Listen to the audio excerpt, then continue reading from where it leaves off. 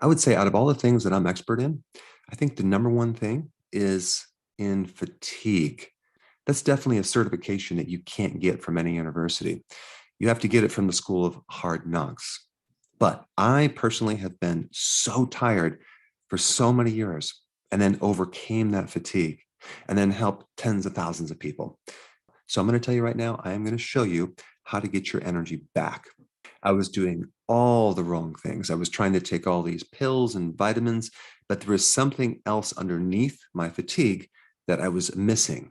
And until years later, when I finally figured it out, it was like I took a helmet off my head and I finally woke up.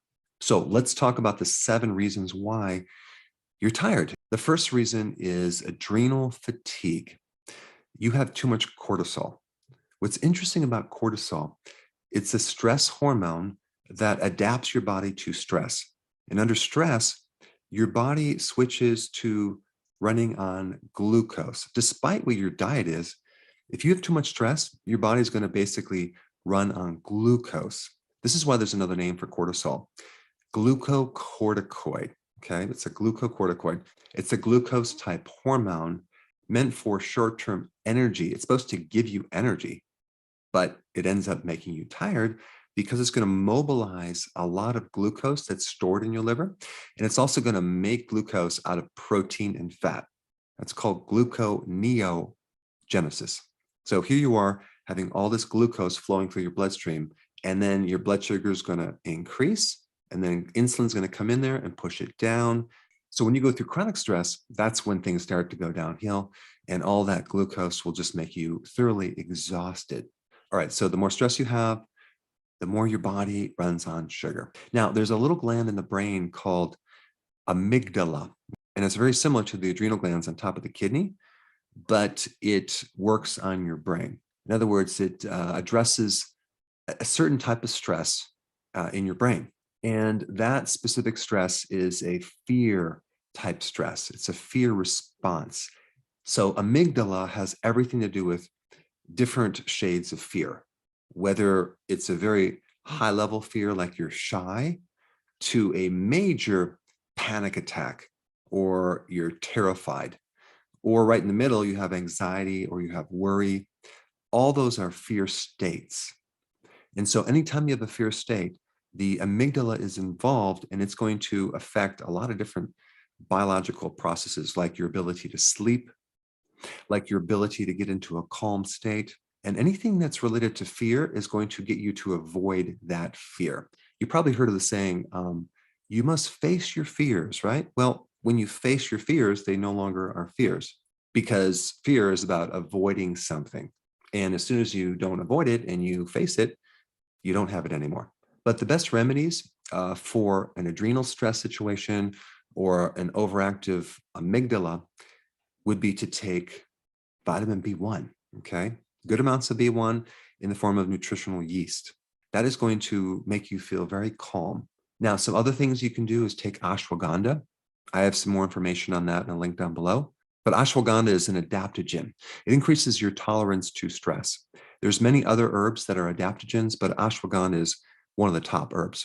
And then we have sleep. More sleep, better control over your stress, better adrenal function.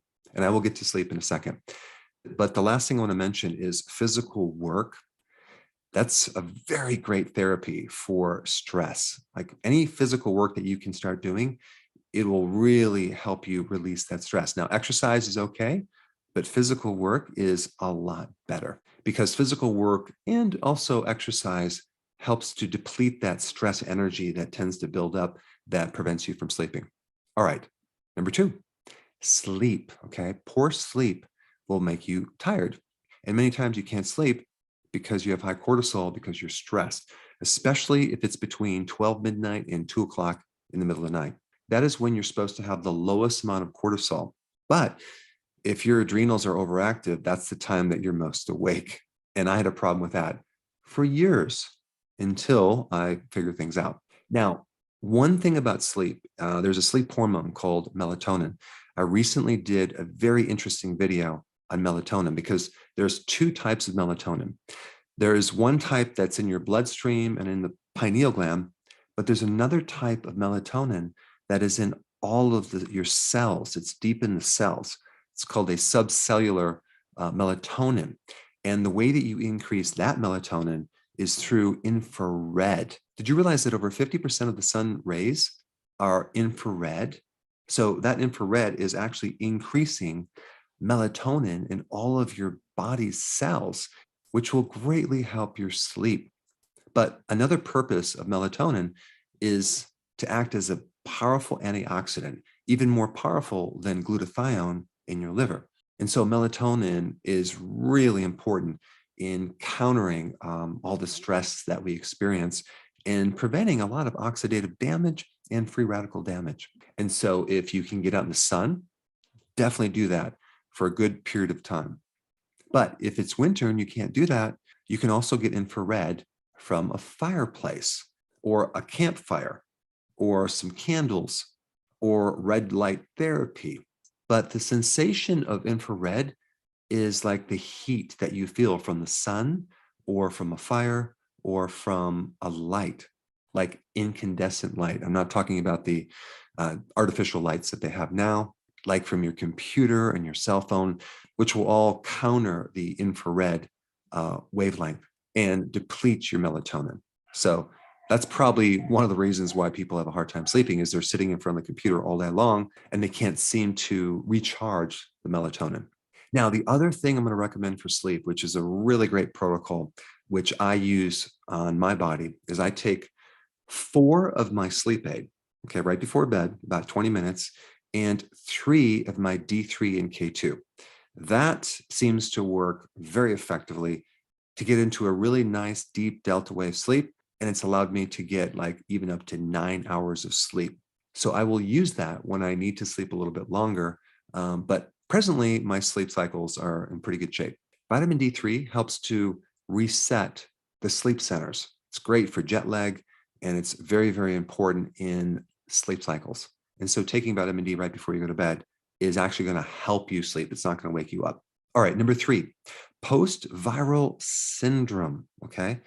So let's just say you just had COVID or some type of viral flu, and now you have this residual fatigue. You have chronic fatigue syndrome. Now, the medical term for this, it's called myalgic encephalomyelitis.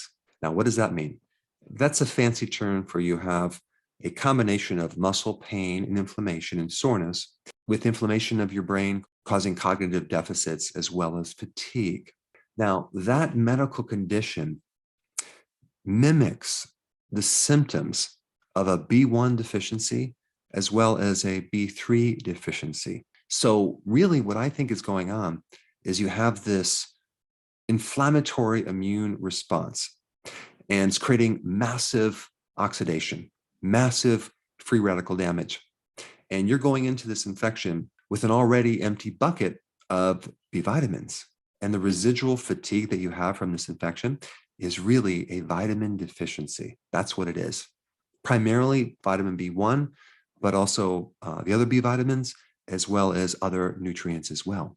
And so if you just had an infection and you start taking nutritional yeast and or B1, try to find a natural source, and you also took vitamin D3 with zinc, okay, you're going to start to have more energy. There's some other things that you can take too as powerful antioxidants like NAC, and not taking a melatonin, but being exposed to the infrared, which naturally increases melatonin, which I already mentioned is a very powerful antioxidant, probably even more powerful than glutathione. Now, the other point I want to bring up about viruses is that when you have existing viruses that are dormant in your body, they're called latent viruses.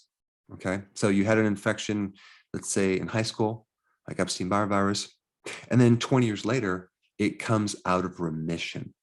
It usually comes out of remission when you experience stress because cortisol is an immune suppressive hormone. So it actually lowers your immune system. This is why a lot of people are on prednisone for all sorts of infections because it gets rid of the symptoms. But what it's really doing, it's wiping out the inflammation, but it's also wiping out the entire immune response. So when you have high levels of cortisol, your immune system temporarily goes to sleep and the door opens up for these viruses to come out and kick you when you're down. So if you have any type of post-viral symptoms, whether it's fatigue or whatever, do whatever you can to find the cause of your stress and try to get rid of it, because it's going to be really hard to get rid of that fatigue if you still have the stress situation that's unresolved. And unfortunately, losses can be a part of that as well. It's called bereavement. When you go through losses, the cortisol increases, the stress increases, and the viruses can come out and create all sorts of problems as well. So in that case, if you have that situation, definitely follow the things that I'm talking about: getting more sleep, getting more nutrition, getting IR, taking certain nutrients, etc. All right. Another cause of fatigue is having Lyme disease. And that comes from a spirochete, which is a type of bacteria that can go in your body and create an immune reaction. All of the symptoms from Lyme are actually coming from your own immune system trying to kill off this microbe, but it can't find it. So I recommend doing a natural type antibiotic, and that would be something like oregano, garlic, thyme, sage, things that are natural that can help boost your immune system, but without the side effects. Number 5, insulin resistance, okay? If you're on a high carb diet, realize that your brain is going to be slightly more unconscious, because that's what carbs do. They make your brain go to sleep. So you're going to definitely need a nap after you eat. When you go on a low carb diet, it actually wakes up your brain. You actually become more conscious. You are running your brain on ketones, which is a preferred fuel. And so if you haven't already gone on a ketogenic diet with intermittent fasting, that could create the biggest effect on your energy more than anything. And I did put a link down below for those of you that are new to that topic. All right, number 6, low stomach acids. If you don't have stomach acid, especially if you, as you get older and you lose the acidity in your stomach, you're not going to be able to absorb B12. You're not going to be able to absorb iron too well. Both of those conditions can cause anemia. You're not going to be able to break down protein too well. That can cause fatigue. You're going to be more susceptible to getting SIBO, small intestinal bacterial overgrowth. That can make you tired, not to mention all the digestive problems that you're going to have. Those can make you tired as well. And the simple remedy is a combination of apple cider vinegar and betaine hydrochloride. But just realize that you need to take a lot of it in the beginning. You may need to take 5 to 6 to 7 tablets right before you eat for some weeks before you really start to turn things around, because betaine hydrochloride is not a very concentrated amount of hydrochloric acid. It's a very weak type of acid that takes a while to build up. All right, and the last point I'm going to bring up is vitamin deficiencies. That can create fatigue. It's not as common, but it can create fatigue. And I just mentioned the B12, I just mentioned the iron, but I didn't mention potassium. In all of your cells, you have a sodium-potassium pump that generates electrical energy for your cells. So you need a lot of potassium to generate that energy. It's very easy to get sodium, but it's more difficult to get potassium. And the way you get that is through large amounts of salads. That's right. That can give you a lot of energy. So that's something, if you haven't done before, you might want to start increasing more salad to increase more potassium, as well as the next mineral, which is also involved in energy and ATP, which is magnesium. So you can get a lot of magnesium and potassium from having large salads. I notice on the days that I don't have a big salad, I'm a little more tired. Now, out of all the things you can do, the most important thing is to get your diet straightened out. I didn't know that in the past. And so I was trying to take all these vitamins and do all these different things on top of eating too many carbs. It never worked. So you need to get on keto and do intermittent fasting as a priority. Number 2, you want to work on your stress so you can then sleep. That's number 2, because they are connected. And then number 3, many times there could be some underlying residue from some post-infection, or you have this latent virus that is coming out of remission, in which case you need to take more B1, D3, zinc, and some of the other things that I recommend.